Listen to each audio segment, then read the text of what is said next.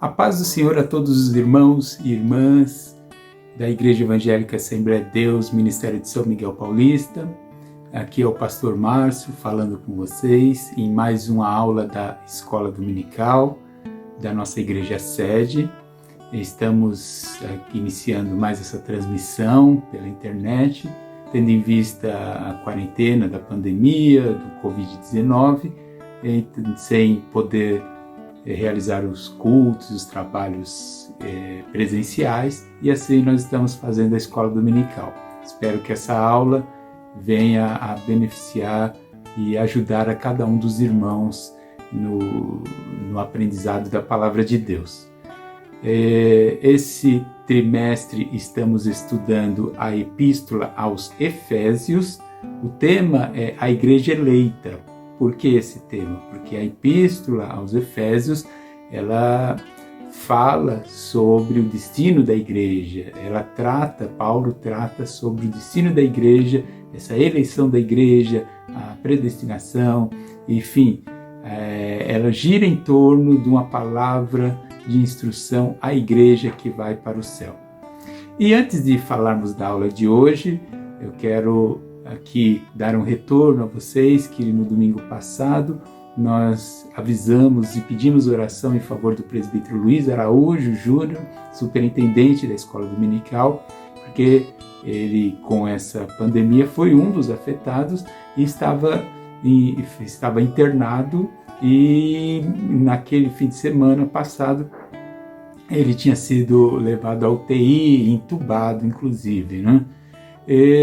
Só que a igreja orou, todos nós oramos, e com o passar da semana Deus fez um milagre, e nós glorificamos a Deus por isso. Normalmente os médicos dizem, mesmo que está tratando Luiz e todos, e nós vemos falar por aí que essa enfermidade, quando leva para UTI, intubação, o período lá que as pessoas ficam é 15, 20 dias, são muitos dias, e ele em 5 dias teve uma evolução excelente, recuperou muito, e hoje nós recebemos a notícia que no sábado, nesse sábado, ele saiu da UTI, foi desentubado, saiu da UTI e já está no quarto internado, mas no quarto. Glórias a Deus por isso. Estamos muito felizes, a família, a esposa dele, a irmã Rosângela, agradece a igreja, e nós todos louvamos a Deus e continuamos orando pelo presbítero Luiz e também sua esposa Rosângela, que foi diagnosticada com a mesma enfermidade, mas ela está tomando uma medicação em casa para alcançar a cura também. Oremos pelos dois, não só por eles dois, mas também por vários outros irmãos que nós tivemos notícia, que também foram infectados pelo Covid-19, são vários irmãos da sede, das congregações, enfim, o mundo está sofrendo com isso, e nós queremos orar por todos vocês ao final desta aula, e toda a igreja, não só agora, mas sempre intercedendo por todos. Mas de pronto, novamente, a nossa fala é de alegria e agradecimento a Deus pela vitória. O irmão Luiz Araújo saiu da UTI, foi desentubado, está internado no quarto, mas está se recuperando. Glórias a Deus por isso. E em breve também estará gravando um vídeo aqui e falando conosco aqui nesse canal e em todas as outras formas. Nós cremos nisso. Irmãos, nesse domingo, dia 14 de junho de 2020, lição 11, a lição que tem como título Atributos da Unidade da Fé: humildade, mansidão e longanimidade, a lição de hoje.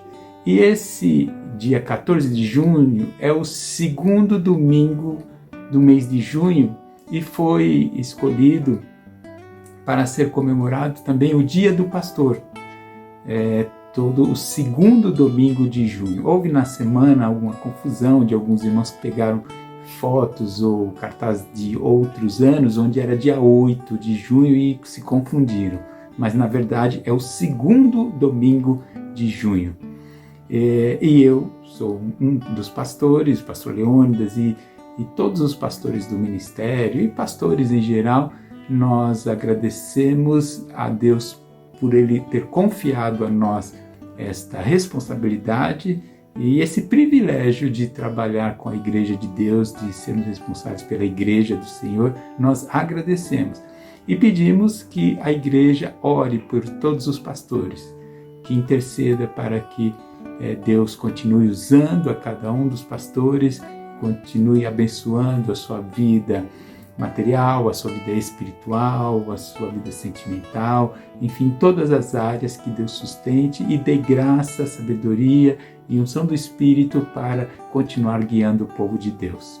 Eu, da minha parte, em nome também de todos os pastores, agradecemos todas as mensagens de carinho e que Deus retribua as orações e o carinho, as manifestações de cada um de vocês. Que Deus retribua grandemente.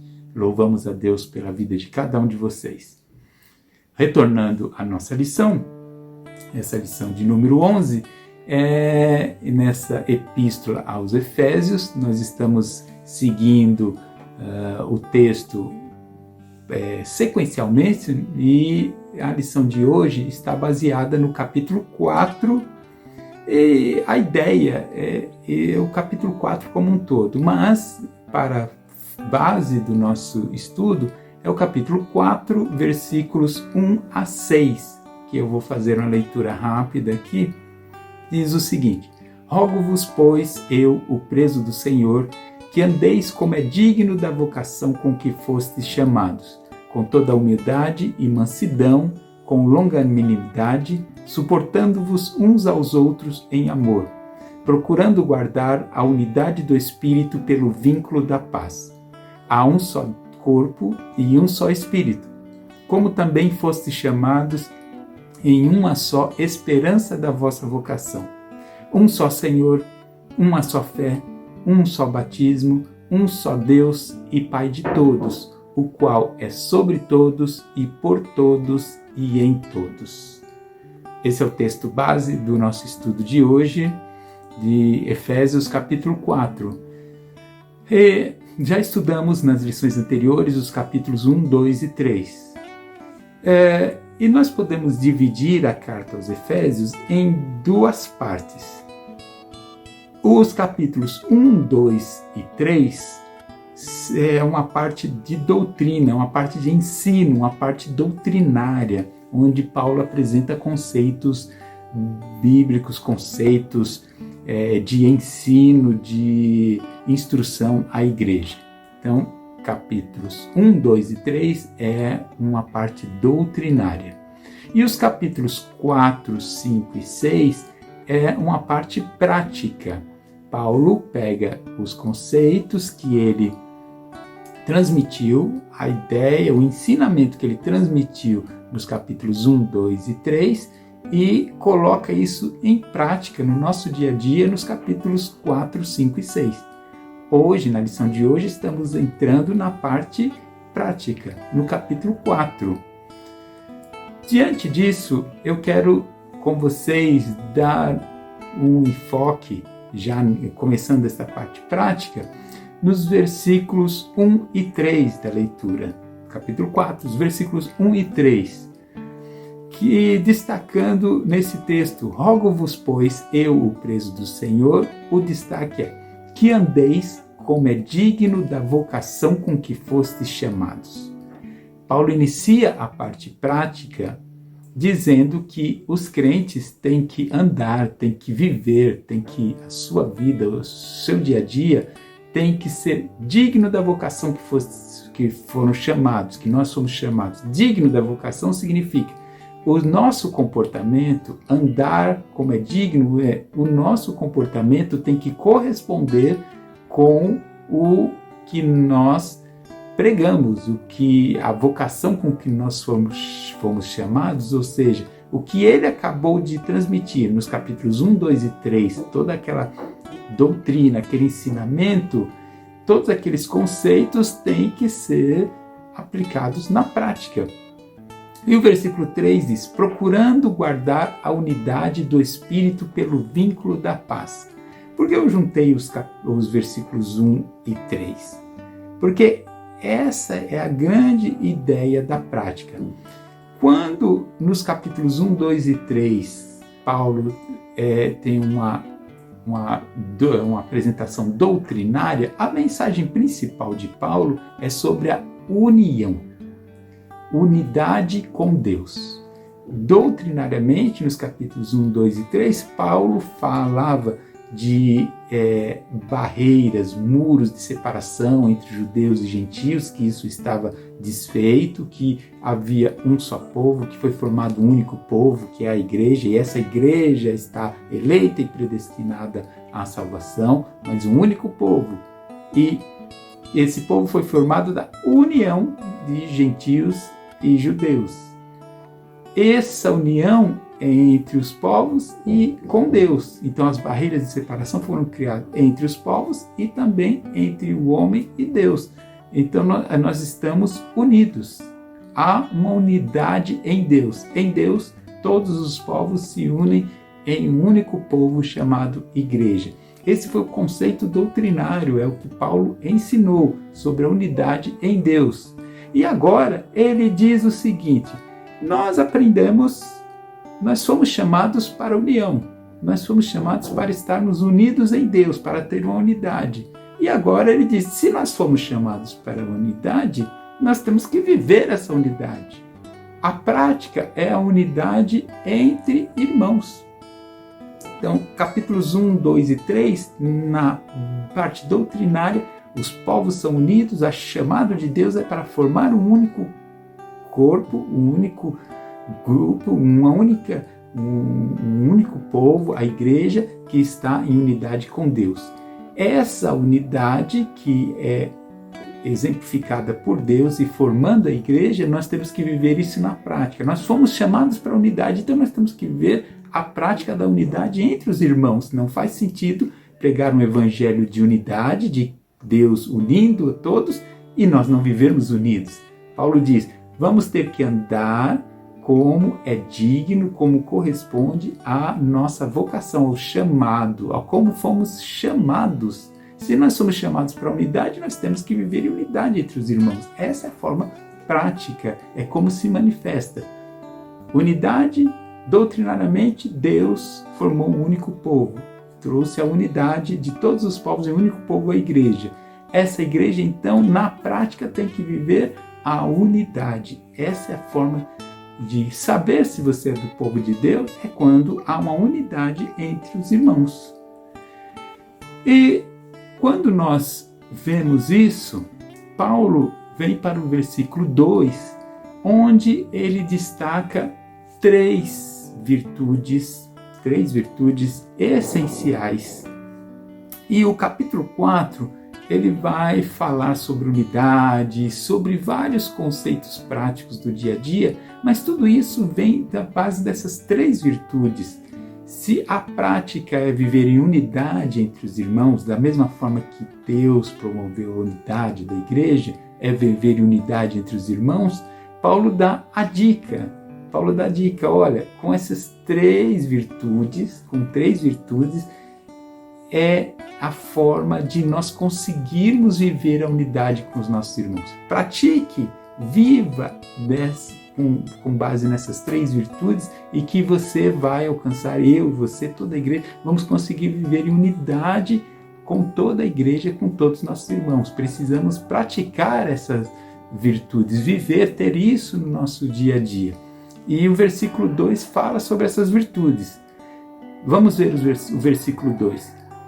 Com toda a humildade, uma virtude, humildade, e mansidão, a segunda virtude, com longanimidade, a terceira virtude, suportando-vos uns aos outros em amor.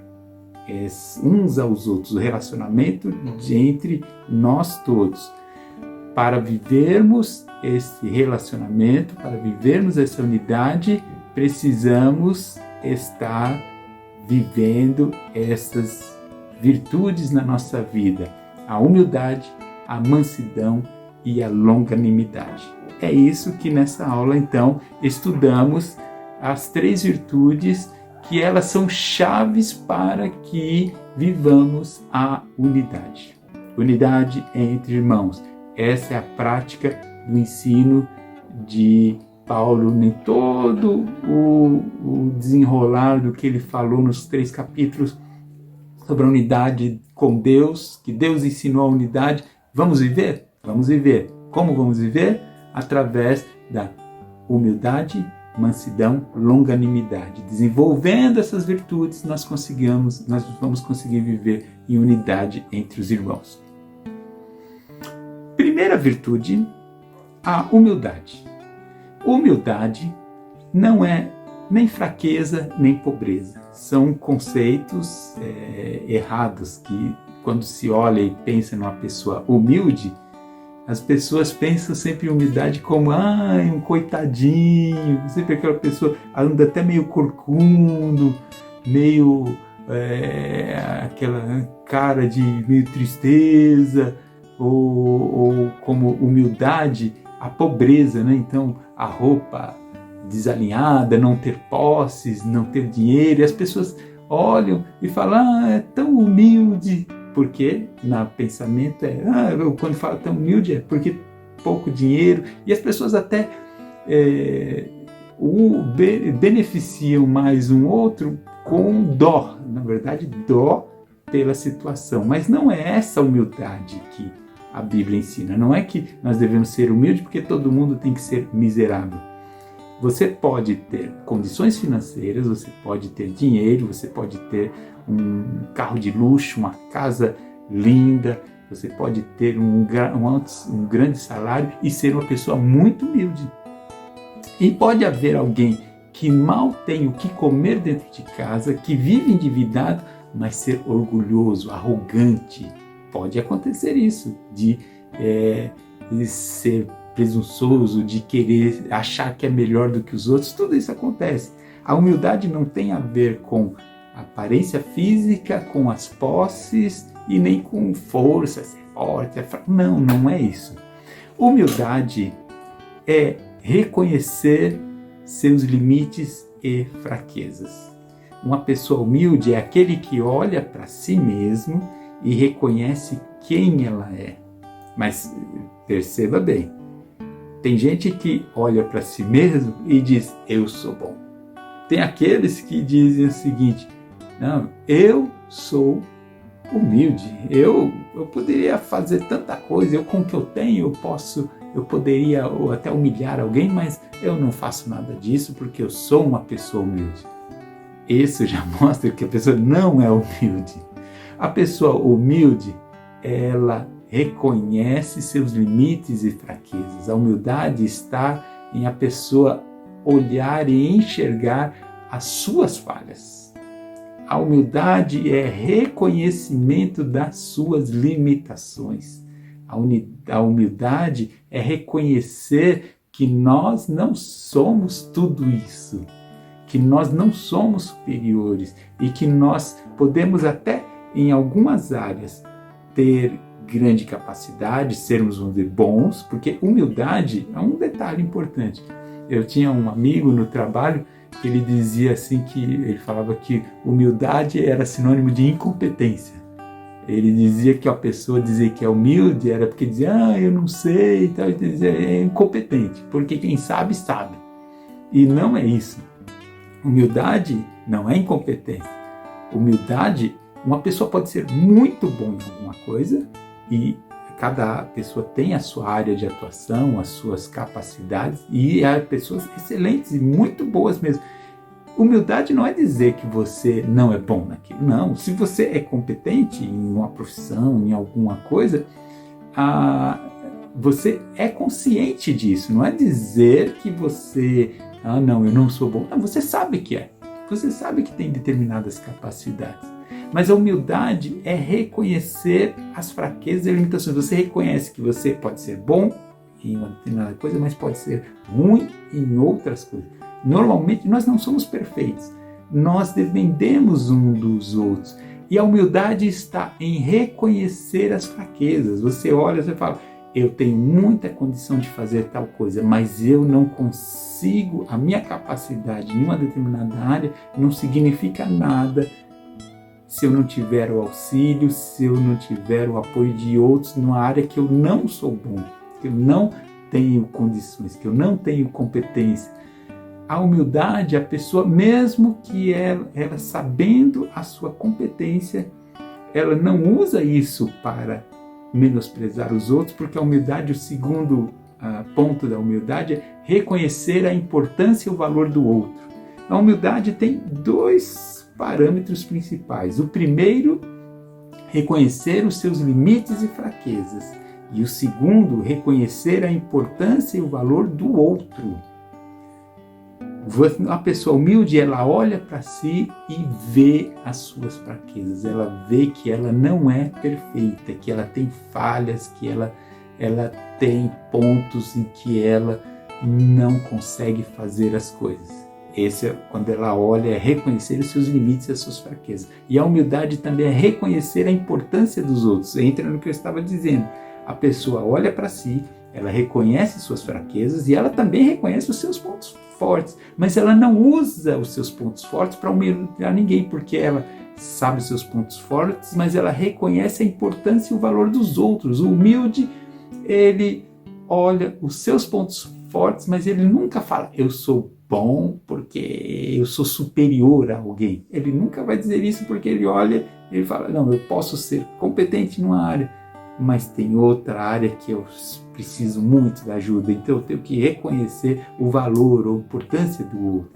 A pessoa humilde, ela casa tudo isso. A pessoa humilde, ela nunca se sobrepõe a ninguém, não importa se a condição nem financeira, nem de estudo, nem de beleza, nem física, nada disso. A humildade está relacionada a reconhecimento, reconhecer as fraquezas próprias e reconhecer o valor e a importância do próximo. A pessoa humilde, ela nunca vai querer passar por cima de ninguém. Ela nunca vai menosprezar ou pisar ninguém. Ela nunca fará isso. Ela pode ter um mundo de dinheiro, caminhões de dinheiro, mas ela, por exemplo, nunca vai menosprezar uma pessoa pobre, uma pessoa que não tenha condições financeiras, porque ela reconhece as suas limitações. Ela pode olhar e falar, eu tenho muito dinheiro, mas tem muita coisa que eu não tenho, e o dinheiro não é tudo. A pessoa humilde, ela pode ter muita sabedoria, muito conhecimento, mas ela nunca vai humilhar uma pessoa que é analfabeta ou que não tem conhecimento nenhum, porque ela vai olhar, vai reconhecer, vai falar, eu posso ter conhecimento, mas a pessoa que não tem o estudo, mas ela tem outras coisas que eu não tenho, que eu sou limitado. O humilde nunca passa por cima de ninguém. O humilde reconhece seus limites e reconhece principalmente a importância do outro. A importância do outro sempre tem algo a contribuir, sempre tem algo a melhorar. E no relacionamento da igreja, isso promove a união. Quando nós nos relacionamos na igreja e nós encontramos as outras pessoas, nós valorizamos o nosso próximo. Nós valorizamos todos os irmãos, e a igreja é composta de pessoas de todo tipo, de todas as formas, com todas as capacidades. E nada disso é um limitador se a pessoa tem humildade.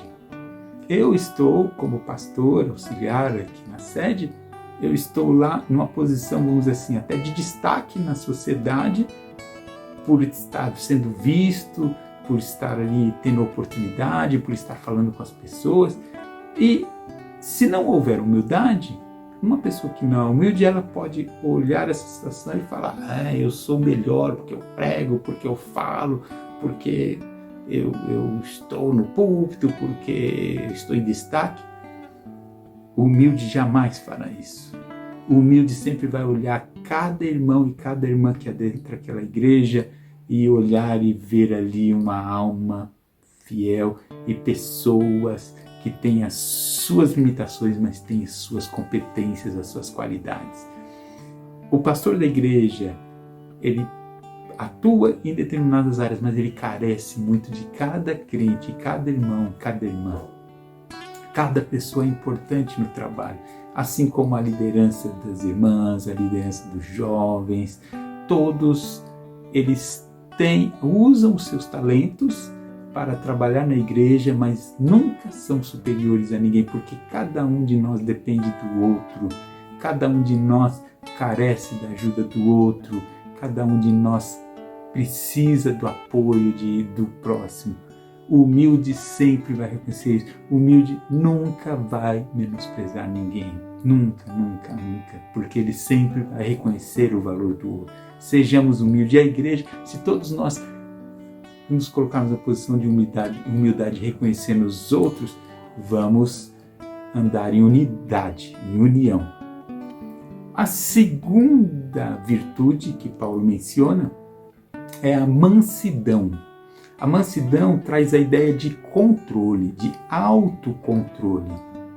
Aquele cuja força está sob controle. Mansidão não é ser bobão, não é ser mole, não é ser uma pessoa dominada por qualquer um. Isso não é mansidão. Mansidão, alguns confundem mansidão com ser um bobão, uma pessoa que qualquer um guia, não tem opinião própria, não se impõe, que é levado por qualquer um. Isso não é mansidão. Ou que simplesmente é pisado e humilhado e fica tudo, vamos dizer, por isso mesmo. Não, isso não é mansidão. Mansidão está ligado ao autocontrole, as pessoas se controlarem. É uma segurança no controle emocional. Então, na mansidão, as pessoas com a mansidão, elas não revidam facilmente, não se apressam a emitir juízo, não cedem às provocações, não dão espaço para o ressentimento. As pessoas com mansidão, elas têm controle. Então, quando uma pessoa com mansidão ela é atacada, ou de uma forma ou de outra, não é que ela é um bobão. A pessoa mansa, ela recebe uns impactos, mas ela, antes de agir, ela analisa, pensa, processa, tenta ver todos os lados e ela tem uma postura de conciliador, de pacificador. A pessoa com mansidão, ela pode ser atacada, pode ser de alguma forma prejudicada, vamos dizer assim, e essa pessoa com mansidão, ela não explode, não sai revidando, não sai ouvindo uma coisa e já desembestando a falar e não, eu sabia, ou eu não esperava isso da pessoa, agora eu vou tirar satisfação. Não, a pessoa com mansidão, ela se controla, ela recebe o choque, mas ela tem o controle. A mansidão está em que ela controla e ela pensa, eu preciso trabalhar não para aumentar a confusão, eu preciso trabalhar para pacificar, para resolver. Se eu fui atacado, deixa eu entender o porquê que isso está acontecendo. Será que é uma falha minha? Será que é uma incompreensão? Será que alguém induziu a essa situação? Será que a pessoa que está me atacando está com a visão errada?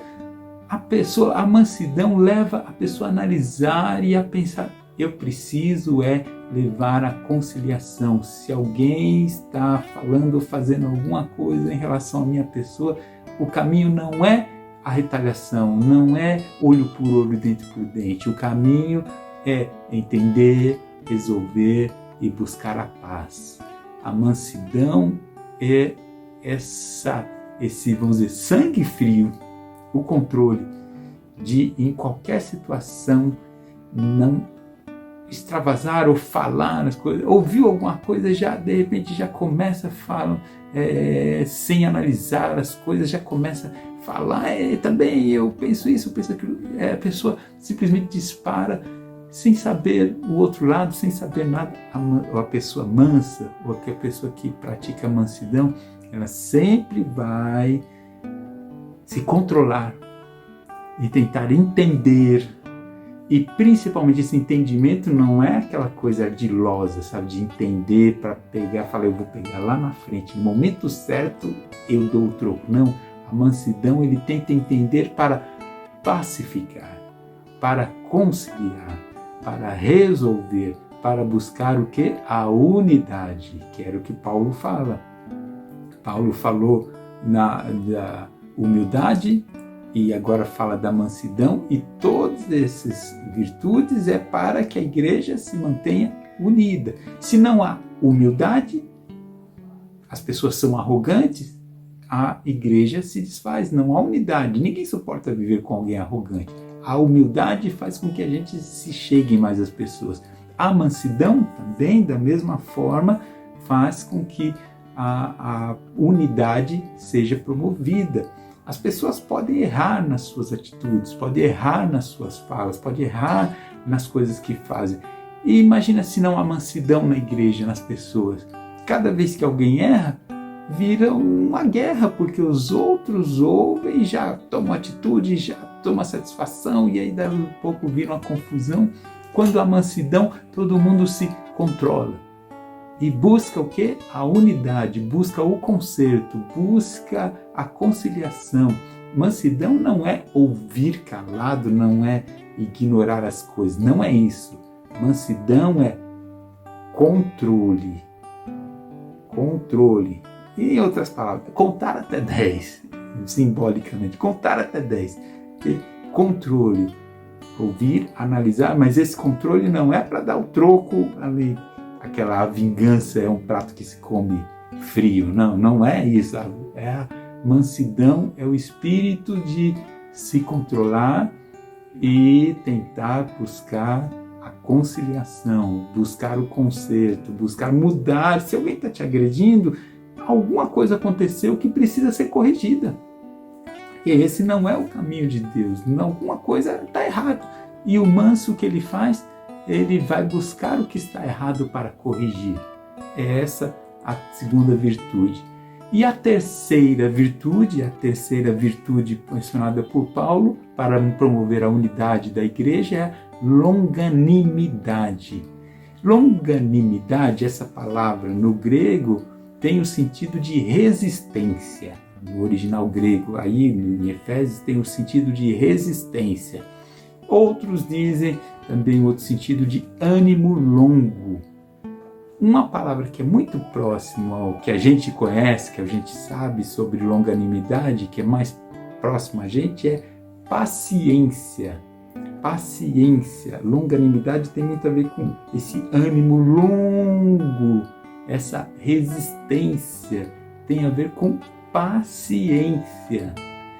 A longanimidade faz com que, diante de pessoas que às vezes não são humildes e diante de situações em que a mansidão não aparece tanto, a longanimidade é a virtude que de sermos pacientes, de ter a resistência, de esperar, porque os irmãos, o ser humano, ele erra. Todos nós erramos, nós fazemos coisas erradas, nós falamos coisas erradas, nós falamos coisas indevidas. Algum momento a gente falha. E se não houver a paciência de uns com os outros, vira um inferno, vira uma convivência insuportável. A gente tem que ter paciência até dentro de casa, com marido, com mulher, mulher com marido, com os filhos, com os pais. A gente tem que ter paciência em todo lugar.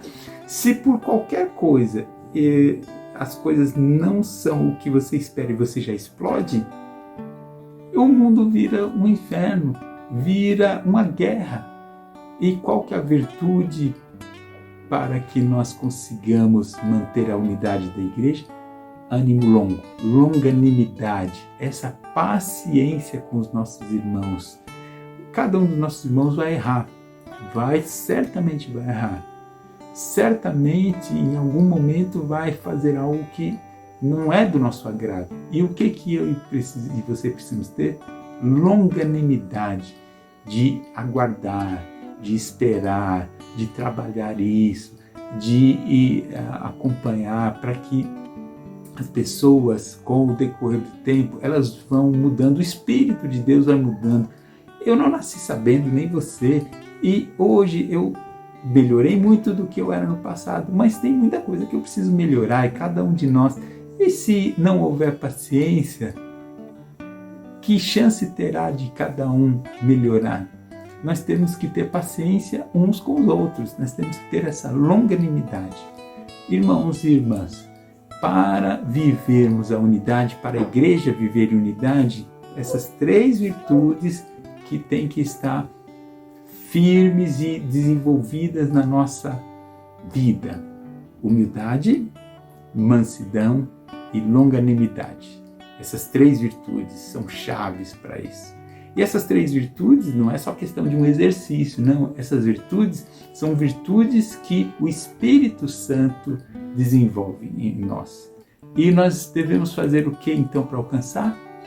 Nós devemos orar, clamar a Deus, porque nem todo mundo é um poço de humildade, nem de mansidão e nem de longanimidade.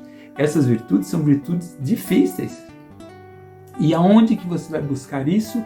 Em Deus, porque é o Espírito de Deus que gera essas virtudes e desenvolve essas virtudes em nós. É a ação do Espírito de Deus. Então, igreja, vamos buscar essa bênção da parte de Deus em cada um de nós. Encerramos aqui essa aula, espero que tenha abençoado a cada um de vocês e vamos agora agradecer a Deus e falando também em favor dos necessitados. Senhor Deus e Pai, eu oro a Ti agora, Senhor, clamando a Tua misericórdia, Senhor, clamando a Tua bênção sobre a vida de cada um dos Teus servos. Eu agradeço também por esta aula, essa oportunidade de falar com a igreja, de interceder, Senhor, de também ministrar a palavra. Eu te peço que abençoa a todo o povo, todos que assistiram, que ouviram essa aula, que possam ser edificados. Ajuda-nos a desenvolver, cada um de nós, a humildade, a mansidão e a longanimidade, que são coisas difíceis, mas com a Tua graça e com o Teu Espírito Santo nós podemos desenvolver cada um. Também, meu Deus, eu te agradeço pela recuperação do presbítero Luiz e te peço que continua abençoando para que ele seja plenamente curado. Sua esposa também, Rosângela, que seja plenamente curada. E os outros irmãos, nós tivemos notícia de vários irmãos já, Senhor, acometidos por enfermidades. Nós entregamos a vida de todos eles em Tuas mãos, pedindo o milagre, a bênção, a recuperação, que nenhum de nós se perca por essa doença, mas que todos sejamos vitoriosos. Abençoa a Tua igreja, Senhor, abençoa o Teu povo. É o que nós pedimos e agradecemos em nome de Jesus. Amém e amém.